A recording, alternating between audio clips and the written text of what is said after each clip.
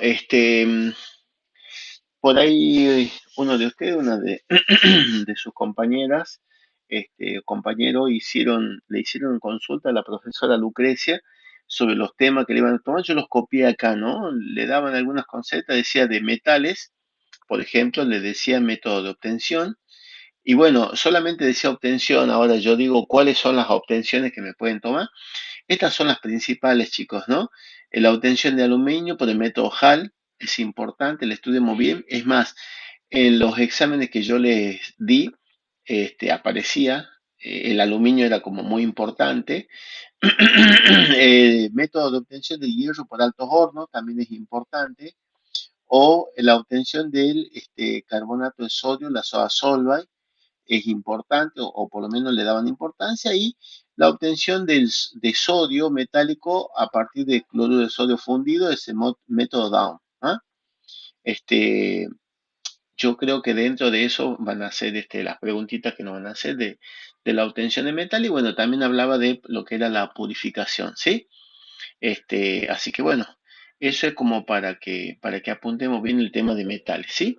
Después del oxígeno, de oxígeno decía obtención industrial, y yo ahí al decir obtención industrial es la electrólisis, ya sea la electrólisis del agua, ya sea con una catálisis ácida o básica. Bueno, estudiarán a las dos, ¿sí? Por si acaso, pero seguramente ese es método de obtención industrial de oxígeno. Los tipos de óxidos, ¿no? Yo ya le decía que eso es importante, ahí estudiamos todos los óxidos, ¿sí? Los óxidos básicos, los óxidos ácidos, los óxidos anfóteros, los óxidos mixtos, óxidos neutros, ¿sí? Los peróxidos, los subóxidos, los superóxidos. Bueno, estudiamos todo eso porque seguramente me van a dar varios óxidos y que diga clasifique, ¿ah? Clasifique los tipos de óxido y, y dé alguna característica, alguna propiedad si lo tiene. También el tema del agua, ¿no? Decía agua, decía tipo de aguas, así decía, ¿no? Tipo de agua. Y básicamente como tipo de agua, digo que bueno, tengo agua, el agua pura, químicamente pura, ¿ah? El agua que sería el agua destilada, ¿no es cierto? Después tenemos el agua potable, tenemos el agua dura con exceso de iones calcio y magnesio, ¿ah? Y bueno, está el agua oxigenada también. Así que por ahí para que tengamos en cuenta eso, ¿no? Cuando me dice tipos de agua, y hablaba de agua y decía agua oxigenada. Bueno, el agua oxigenada es importante, tanto la obtención de agua oxigenada, por ejemplo, por electrólisis del ácido sulfúrico de mediana concentración para la obtención de agua oxigenada, y también las propiedades del agua oxigenada y el reconocimiento, ¿no? El reconocimiento de agua oxigenada, las propiedades como oxidante, como reductora. O sea, todo lo que sea agua oxigenada, la estudiemos bien, ¿sí? Eh, Porque bueno, es lo que nos marcaban ahí. Después el nitrógeno, ¿no? Me hablaba del ciclo de nitrógeno, y yo ahí, fíjense que en los examencitos que yo les di, en los exámenes de los parciales de años anteriores, aparecía, ¿no es cierto?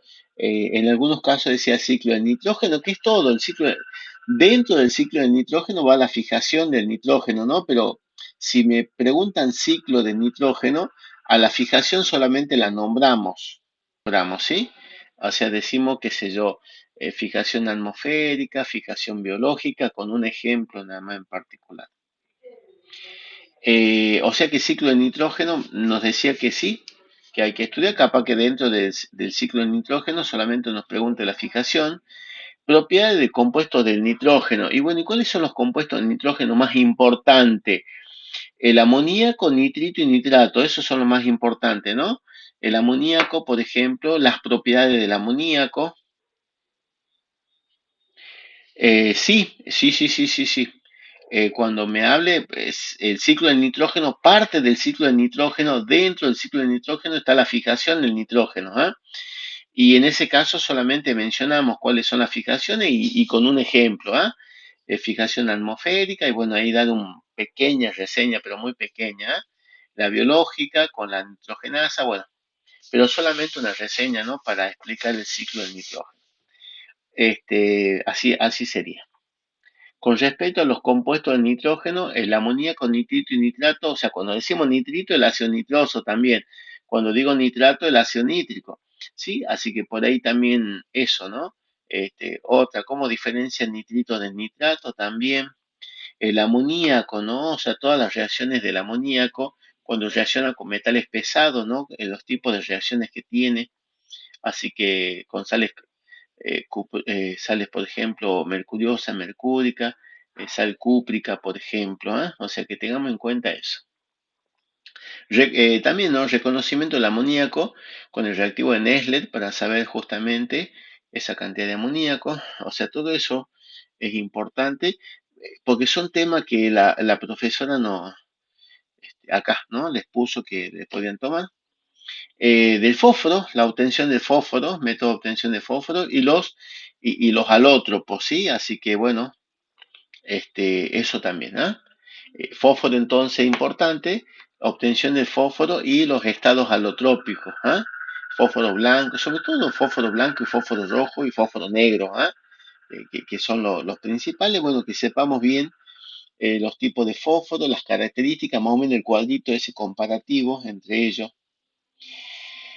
Y de halógeno me decía propiedades químicas, ¿ah? De halógeno las propiedades químicas y ahora vamos a hacer un repaso nosotros de halógeno utilizando un teórico práctico y de metales, ¿sí? La mayoría de los temas ya hemos visto. Tenía preparado, por ejemplo, para repasar carbono, pero acá no habla de carbono, ¿ah? No nos dice nada de carbono, de semimetal, o sea, y ni de azufre. Veo que ninguno de esos tres temitas toca acá, ¿ah?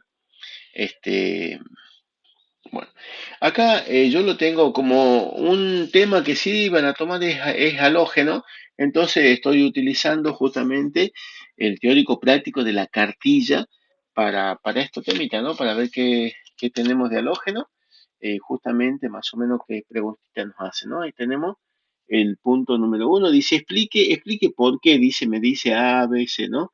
Ah, dice, los halógenos no existen como elementos libres. ¿Sí? O sea, son propiedades, miren ustedes, de los halógenos, ¿no? Entonces, ahí, ¿por qué los halógenos no existen? Dice, los halógenos, dice, son no metales, dice que se encuentran formando sales con los metales, ¿no? Metales, este,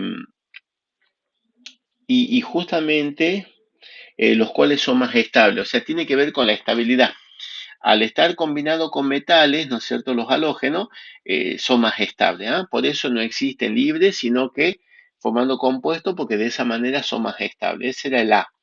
El B me dice así, el flúor se obtiene, dice, solamente por electrólisis. Escriba las ecuaciones que justifique su respuesta. Bueno, acá está, ¿no? La electrólisis del flúor, pero no nos dice ahí, por ejemplo, o por lo pronto lo que nos dio la profesora, no decía que no iban a tomar método de obtención, ¿sí? Pero bueno, acá está la electrólisis y bueno, y ahí tenemos la electrólisis justamente del ácido fluorhídrico. No es un tema que nos tomen. El C me dice, la reacción entre el ácido clorhídrico y el dicromato de potasio es posible, dice, a pesar de que el delta D es negativo, ¿no es cierto? Y el delta D es negativo, entonces acá tenemos esto, ¿no? Dicromato con ácido clorhídrico me da cloruro de potasio, cloruro crómico, agua y cloro. Y justamente dice que el delta estándar es negativo. Sin embargo, cuando uno aplica la ecuación de Nernst, ¿sí? Ahí, variando las condiciones, se va a hacer positivo. El delta D dice se hace positivo aumentando la concentración del dicromato, de protón y de cloruro, ¿ah? En ese caso, o sea, se utiliza el ácido clorhídrico concentrado y el dicromato sólido y de esa manera nosotros hacemos que el equilibrio se desplace hacia los productos y bueno, y es por eso que la reacción se hace positiva, ¿eh? Ese era el punto S, ¿eh? El punto C. El punto D dice, la primera energía de ionización disminuye desde el flúor hasta el yodo, ¿sí? Sí, la energía de ionización disminuye del flúor al yodo debido al efecto de pantalla, ¿sí? Ya que al estar más lejos los electrones de valencia del núcleo son arrancados con menos energía, ¿sí? Y ese era el M dice así. A los compuestos del flúor, dice, con el oxígeno se los denomina fluoruros de óxidos, dice, indique fórmula molecular, nombre y estado de oxidación del flúor en los mismos. Entonces tenemos acá, ¿ves? Acá está los fluoruros de óxido, dice fluoruros de óxidos, dice estado de oxidación del flúor es -1, ¿sí? El estado de oxidación es -1. Después tenemos el E, a los compuestos del... Ah, ese es lo que vimos. Hay dos E. El otro E también que hay, dice, el cloro puede desplazar al bromo y al yodo de sus sales a ecuaciones, sí, reacciones de sustitución o desplazamiento, ¿no? Entonces el cloro lo desplaza al yodo del yodo de potasio, me da cloro de potasio y yodo, y el cloro lo desplaza al bromo, ajá, cloro de potasio bromo, ¿sí? Entonces son las reacciones de sustitución o desplazamiento. El F dice, la reacción de obtención del fluoruro de hidrógeno es explosiva a una baja temperatura. Bueno, esa no, este, eh, no nos pide método de obtención, por lo menos, pero si nos pidiesen, dice que la reacción es explosiva a una baja temperatura, ya que el delta de G de formación es muy negativo, ¿no? Por eso es explosiva. G dice, el bromuro de hidrógeno no puede prepararse a partir del halogenuro y ácido sulfúrico. Escriba las ecuaciones correspondientes. Sí, eso me decía, ¿no? No se podía preparar porque sí me daba el ácido bromídrico, pero después ese ácido bromídrico reaccionaba con el ácido sulfúrico, que es un ácido oxidante, formando dióxido de azufre y bromo. Entonces no me sirve para el método de obtención de ácido bromídrico. Para eso decía que se usaba el ácido fosfórico, que no es un ácido oxidante, ¿eh? Así que esa era la característica ahí. El H me dice la síntesis del yodo, la síntesis del yoduro de hidrógeno a partir de sus elementos no es un buen método de obtención de ecuaciones, ¿eh? No es un buen método de obtención de ecuaciones. Eh, Bueno, justamente porque no es un buen, o sea, es la síntesis total, ¿sí? No es un buen método, dice, ya que se lleva a cabo a altas temperaturas, 600 grados centígrados, y con platino como catalizador es una reacción reversible. El I, la síntesis del yoduro de hidrógeno a partir de halógeno y ácido sulfúrico no es un buen método de obtención. Bueno, pasó lo mismo con el caso anterior, ¿sí? Que al formarse el ácido yodhídrico, reacciona con el ácido sulfúrico, porque un ácido oxidante me da dióxido de azufre y yodo, ¿eh? Por eso, para que se obtenga el ácido yodhídrico, también se lo hace con ácido fosfórico, ¿sí? En la reacción química. J, ¿qué me dice J? Ah, el ácido clorhídrico, el ácido bromídrico, el ácido yodhídrico no forman soluciones ideales, dice. ¿Mm? Forman soluciones no ideales con desviación negativa de la ley de Raoul, ¿no? Formándose mezclas azeotrópicas. En la K dice la fuerza ácida disminuye desde el ácido fluorhídrico al ácido yodhídrico. Sí, ¿no? El ácido fluorhídrico es un ácido débil, tiene que ver con la electronegatividad. Al ser muy electronegativo, lo retiene mucho el protón, ¿no? Después el ácido clorhídrico, bromídrico, yodhídrico son ácidos ya fuertes y la fuerza ácida aumenta al disminuir, dice, la electronegatividad de los halógenos, ¿eh? Cuanto menos electronegativo, lo cede más fácilmente al hidrógeno y eso le aumenta la acidez. Bueno, ese era ese punto 1, que tenía muchas preguntitas. El punto dice, ¿cómo se explica, dice, la variación del color del yodo frente a, bueno, del agua? ¿Mm? El yodo, dice, en agua es muy poco soluble, es color amarillo, parduzco, ya que forman complejos dadores aceptores, ¿sí? El B dice, la solución acuosa de yoduro es de color parduzco, rojizo, ¿sí? Claro, en solución acuosa de yodo, parduzco rojizo. El ion yoduro dice actúa como dador de electrones y el yodo como aceptor. Después C, con solventes, dice no polares, el yodo es más soluble y de color violeta. El D, el alcohol y el éter, dice las soluciones son de color pardo. El E en el almidón con yodo es de color azul, azul intenso, me da un complejo de inclusión.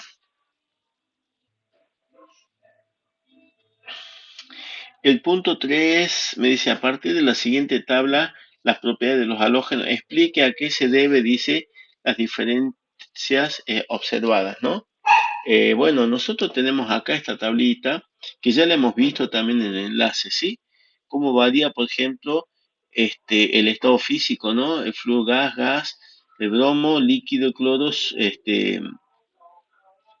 bueno, acá está mal, es flúor, cloro, bromo, yodo, ¿no? Acá lo pusieron mal, acá, por lo menos acá en este, ¿no? Claro, el cloro es gaseoso, el bromo es líquido y el yodo es sólido, ¿ah? Esas son las diferencias que acá tenemos. Y bueno, acá pusimos algo, ¿sí? El flúor es gas, el cloro es gas, el bromo es líquido, el yodo es sólido. El estado físico varía debido al aumento de la polarizabilidad, ¿no? En el grupo, al aumentar el número atómico, claro, porque son moléculas no polares. La primera energía de ionización disminuye del flúor al yodo por el efecto de pantalla. El punto de fusión y de ebullición aumentan en el grupo desde el flúor hasta el yodo por el aumento de la polarizabilidad. Bueno, y por último, el potencial de reducción disminuye del flúor al yodo, ¿no? Son las características que se observan en ese cuadrito, ¿sí? Después ya tenemos el punto 4, que es completa igual, le dice, indique el tipo de reacción a la que pertenecen las siguientes ecuaciones. Bueno, y acá tenemos estas, ¿sí? Son reacciones para completar. Por ejemplo, tenemos la A, me daba cloro de sodio más ácido sulfúrico para dar sulfato de sodio más ácido clorhídrico. Es la obtención del cloro, ¿no? Por acción de un ácido no volátil. ¿Mm? Por supuesto, la reacción tiene que seguir porque dice obtención de cloro. ¿Eh? En el caso del B, tenemos la obtención del hipoclorito de sodio, que es la lavandina. Sería porque es hidróxido de sodio con cloro, me da hipoclorito de sodio, cloro de sodio y agua. Eso se da en frío. ¿Eh? Y ahí es donde se obtiene la lavandina, que es el hipoclorito de sodio. El AC es la obtención del ácido yodhídrico porque es yoduro de potasio con ácido fosfórico, dihidrógeno fosfato de potasio y ácido yodhídrico. Esa también la daba el bromo. ¿Eh? La D dice propiedad reductora del ácido clorhídrico. Entonces yo tengo ahí el permanganato de potasio con ácido clorhídrico, me da cloruro manganoso, cloruro de potasio, agua y cloro. El E dice acción del ácido fluorhídrico sobre el vidrio, ¿sí? Acá está el silicato del calcio del vidrio más ácido fluorhídrico, me da fluoruro de calcio, tetrafluoruro de silicio y agua. Bueno, tenemos acá la obtención del ácido clorhídrico, sería esto, ¿no?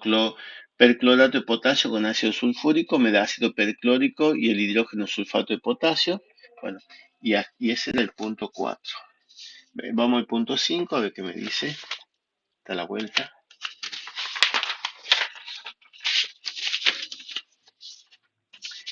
El punto 5. 5A. Explique, dice, las diferencias en las propiedades de flúor respecto al resto del grupo. Y el B dice, señale dos usos importantes del flúor. Bueno, no es una pregunta que por ahí no van a tomar porque hablaba de las propiedades de los compuestos. ¿Ah? Bueno, el flúor es tan reactivo, dice, que se combinan directamente y forma violenta con la mayoría de los elementos, ¿sí? También reacciona en forma violenta con la materia orgánica, la ropa, madera, etc. El B dice el ion fluoruro evita, dice, las caries dentales, ya que favorece la formación de fluorapatita, que sería ese mineral. El flúor se lo utiliza, dice, para la fabricación del teflón, por ejemplo, es resistente a los agentes químicos, ácidos y álcalis. Esas son estas características, ¿sí? ¿Qué dice el punto 6? Ya dice, señale y explique dos usos del bromo y dos usos del yodo y ve qué es el ácido muriático. Son las preguntitas que me hace. Bueno, se lo emplea, dice, en la producción de dibromuro de etileno, que es un insecticida, por ejemplo, también como bromuro de plata en películas fotográficas. El yodo, ¿no? El yodo se lo usa en medicina para la síntesis de hormonas tiroideas, y también el yodo se lo usa como fungicida, ¿no? Para matar los hongos. Bueno, después ya me dicen que es el ácido muriático. Es la solución comercial del ácido clorhídrico al 36%, o sea que es un ácido clorhídrico muy concentrado. ¿Ah? El punto número 7 me dice: escriba a dos ecuaciones que justifiquen las propiedades reductoras del ácido clorhídrico. Muy bien. Entonces el ácido clorhídrico lo reduce al dióxido de manganeso, pasa a cloruro manganoso más agua más cloro, ¿sí? Y al dicromato de potasio también lo reduce, me da cloruro de potasio, cloruro crómico, agua y cloro. El B le dice, ecuación del agua regia, indique su uso, ¿no? Importante el tema del agua regia, ¿sí? Es una mezcla, ¿no? De 1 mol de ácido nítrico con 3 moles de ácido clorhídrico. Esa es la ecuación de la reacción química y se lo utiliza, por ejemplo, en la acción del ácido fluorhídrico sobre el vidrio. ¿Ah? Con el dióxido de silicio, me da el tetrafluorosilicio, que después sigue reaccionando, me da el ácido hexafluorsilícico. El punto 8 dice: dibuje la estructura de Lewis electrón punto diferenciado de los electrones de cada átomo para el triyoduro, el óxido de cloro 1, el dióxido de cloro. Bueno, me dan distintos, ¿no? ¿No? El triyoduro es una molécula de yodo con un yoduro que se le pega, ¿sí? Y por eso tiene una carga negativa, porque tiene un electrón de más, ¿sí? Después compuesto, ¿sí? Que es angular, que es una molécula polar, donde todo completa en el octeto. Después tenemos el dióxido de cloro. En el caso del dióxido de cloro, justamente tenemos un electrón desapareado, que es el que hace la resonancia, ¿sí? Después le queda en este oxígeno, en este otro oxígeno. Y después el exóxido de dicloro, bueno, es un complejo, ¿sí? O sea, así existe el compuesto. Después me decía del clorito. El clorito, bueno, ahí teníamos el cloro con un electrón desapareado, ¿no es cierto? Y los otros apareados y un electrón que le quita, ¿no? Estructura piramidal. Y después el ion perclorato, ¿no? El átomo central es el cloro, que tiene un oxígeno ahí con el electrón desapareado, le quita un electrón a algún metal que da la carga negativa, y los otros oxígenos van a la vuelta con enlaces dativos, ¿no? Del cloro hacia el oxígeno, es la estructura tetraédrica. Punto 9 dice: para el hipoclorito de sodio escriba la ecuación de obtención, acción del calor, la B, y acción frente a sales de níquel, de manganeso. Bueno, la método de obtención es cloro con hidróxido de sodio, cloro de sodio, hiperclorato y agua. Acción del calor, o sea, el hipoclorito de sodio por calentamiento se descompone, se dismuta, me da cloro de sodio y clorato de sodio. Actúa como oxidante, sí. Entonces ahí tenemos, ¿no? El sulfato niqueloso más en hidróxido de sodio me da el hidróxido niqueloso, que es un precipitado de color verde, ¿sí? Y a lo hacemos reaccionar con el hipoclorito medio acuoso, lo oxida, ¿no es cierto?, hasta formar el hidróxido niquélico, que es color negro, un precipitado, más cloruro de sodio. Con las sales manganosas, con cloruro manganoso, con hidróxido de sodio, me da un precipitado rosado de hidróxido manganoso, pero luego con el hipoclorito se oxida, me da el ácido mangánico, que es marrón oscuro, más cloruro de sodio. El punto 10 dice: escriba dos ecuaciones correspondientes a dos métodos de obtención diferentes del ácido perclórico. B dice: una ecuación de un método de obtención del ácido iódico, y C, una ecuación de obtención del iodato de sodio. O sea, todo es obtenciones, ¿sí? Entonces acá, bueno, el ácido clórico por calentamiento me da el ácido perclórico, dióxido de cloro más agua. El perclorato de potasio más ácido sulfúrico me da ácido perclórico más hidrógeno sulfato de potasio. O sea, ahí son las dos, hay dos.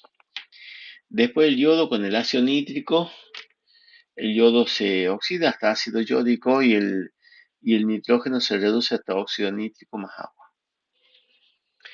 El yodo en hidróxido de sodio directamente dismuta en yoduro de sodio y yodato de sodio más agua. Bueno, y ese era el punto 10. Punto número 11. ¿Qué me dice?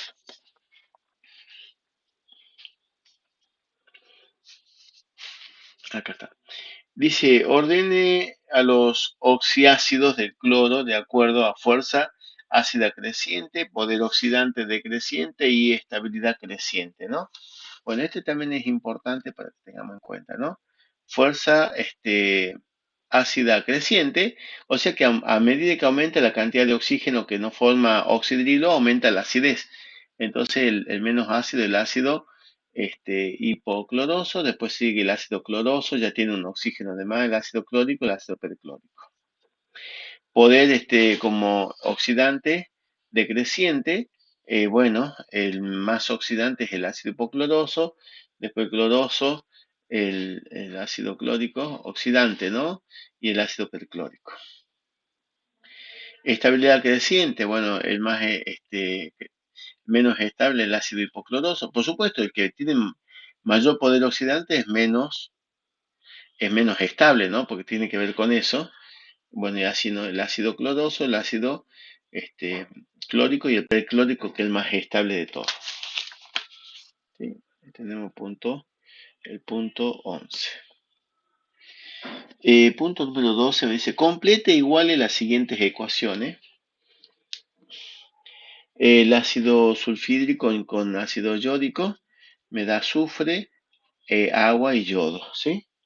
Después el ácido yodídrico con el ácido yódico me da agua más yodo, método de obtención de yodo. Y el ácido yodídrico con dióxido de azufre y agua me da yodo más ácido sulfúrico.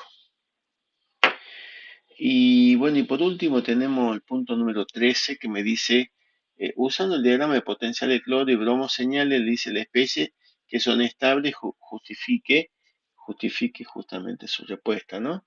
Por ejemplo, dice cloro en medio básico es más estable porque no dismuta, por ejemplo. Eso tiene que ver con el diagrama látigo, ¿sí? Ahí tenemos el clorato. Cloro en medio ácido, tenemos, por ejemplo, el ácido, o sea, los que son más estables, el ácido hipocloroso y el cloro. Bromo en medio básico sería el ion bromato. Quiere decir que no dismuta, ¿no? Bromo en medio ácido sería el bromato y el bromo. Eso es justamente utilizando los diagramas.